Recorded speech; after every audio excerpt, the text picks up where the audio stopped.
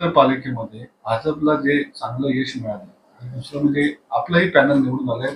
खांदा कॉलनीमध्ये तसं आपलं काम आहे. काय सांगाल याबद्दल? पनवेलमध्ये माननीय आमदार प्रशांत ठाकूर साहेब यांचे सातत्याने नागरिकांमध्ये असणाऱ्या समस्या हे जाणून घेऊन काम केलेलं आहे. त्यांचा फायदा या येत्या निवडणुकीमध्ये आम्हा सर्व खांदा कॉलनी चारही उमेदवारांना त्या ठिकाणी झाला.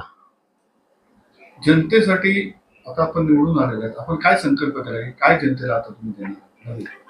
आता 3 वर्ष प्रशासक असल्यामुळे काहीशी कामं अपुरी राहिली आहेत. जसं की खांदा कॉलनी तलावाचा वॉकिंग ट्रॅकची समस्या फार या ठिकाणी भेडसावते. खांदा कॉलनीमध्ये ट्रॉफिकची समस्या जास्त प्रमाणात आहे आणि रस्ते काँक्रिटीकरण करणं ही खांदा कॉलनीची काळाची गरज आहे. कारण डांबरीकरणाचे रस्ते हा माझा प्रयत्न असेल की जे जे शक्य असेल ते रस्ते काँक्रिटीकरण करण्याच्या मागे मी जास्त भर देणार आहे.